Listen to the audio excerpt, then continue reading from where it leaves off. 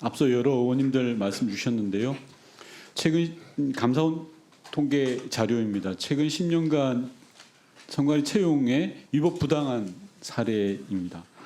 저는 그런 생각이 듭니다. 10년 동안 어떻게 이렇게 그냥 둘 수 있었을까? 어떤 조직이라도 이렇게 두는 거는 정말 심각한 문제가 있다고 생각하지 않습니까? 후보자님 어떻게 생각하십니까? 저도 위원님하고 똑같은 생각을 하고 있습니다. 예.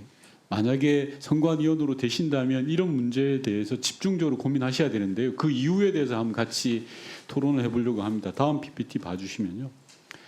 저는 내부 제보가 당연히 있었을 건데 10년 동안 왜 안 됐을까라고 하면 짬짬이 때문에 그렇다고 생각합니다.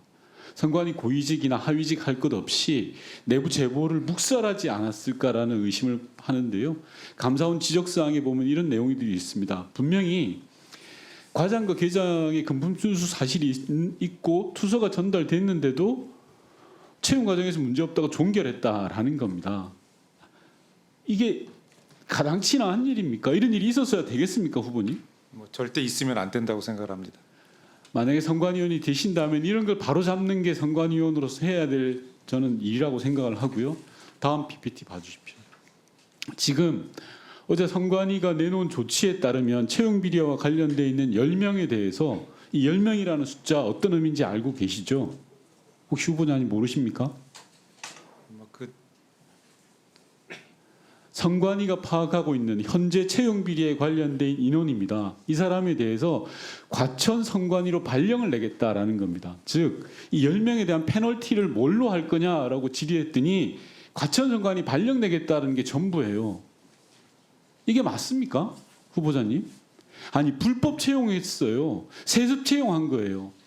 그럼 당연히 엄단을 해야 되는데 근무지만 과천으로 발령 내겠다라는 게 말이 맞습니까? 후보자님 어떻게 생각하십니까? 구체적 사안에 따라 다를 수는 있겠지만 좀 그 행위에 상응하는 책임을 묻는 것이 옳다고 생각을 합니다. 행위에 상응하는 정확하게 말씀하셨는데 세습 채용한 겁니다. 아버지 잘 만나서 젊은 친구가 들어온 거예요, 선관위에. 불법적으로. 그럼 단호하게 처벌하셔야죠. 과천청사에 근무하는 게 무슨 처벌이 됩니까? 제가 662건 가로 열고 물음표라고 넣었습니다. 이게 뭔가 하면요. 앞서 10년간 통계입니다. 그 이전에 얼마나 많은 일이 있었는지도 모릅니다. 이 662건과 관련되어 있는 채용 비리 인원들을 선관위가 파악조차 못하고 있습니다. 이게 무슨 정의입니까? 후보자님은 재판관으로 수십 년간 봉직하셨습니다. 후보자께서 생각하는 정의에 이게 부합한다고 생각하십니까? 일단 부합하는데 모자란다고 생각을 합니다. 예, 그럼 이거 단호히 조치하셔야 됩니다. 예.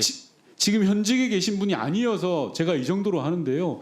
선관위원으로 만약에 임명을 받는다면 이 부분도 조치하셔야죠. 즉, 선관위가 발표한 10명 수준이 아니라 최소한 지난 10년 동안 채용 비리와 관련된 모든 사람들을 조치해야 됩니다. 그렇게 하실 의사 있습니까? 구체적으로 자세히 검토를 해보도록 하겠습니다. 당연히 검토하셔야죠. 그런데 채용 비리는 공정과 불공정의 문제입니다. 상식과 비상식의 문제입니다. 이걸 그냥 넘어갈 일이 아닙니다. 662건 중에 10명만 처벌하겠다니요. 이게 국민 감정에 맞습니까? 상식에 부합하지 않는다고 생각합니다. 662건을 탈탈 털어서 관련된 인사 전원을 조치해야 된다고 생각합니다.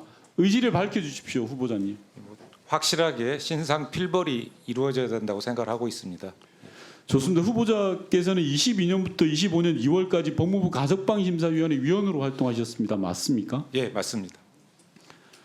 윤석열 대통령의 장모인 최은순 씨의 가석방 관련해서 애초에 법조계에서는 이런 이야기가 나왔습니다. 장모 최은순 씨를 사기죄를 적용했더라면 최소징역 5년 이상 받았을 거야. 그런데 봐주기 위해서 부동산 실명법 위반 혐의, 사문서 위조 및 행사 행위만 적용했어 라는 게 서초동 법원가의 파단 일이었습니다.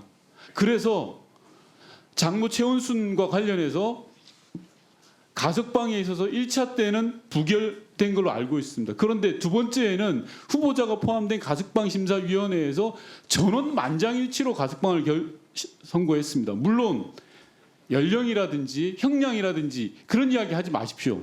그건 일반적인 경우입니다. 윤석열 대통령의 장모 최은순 씨 같은 경우에는 애초 검찰이 법 조항부터가 봐주기 위해서 수사한 겁니다. 그게 명백히 보이고요. 앞서 말씀드렸던 것처럼 후보자는 법관으로 수십 년간 계셨습니다. 그럼 이게 다 보였을 텐데 후보자는 이게 정의라고 생각하십니까?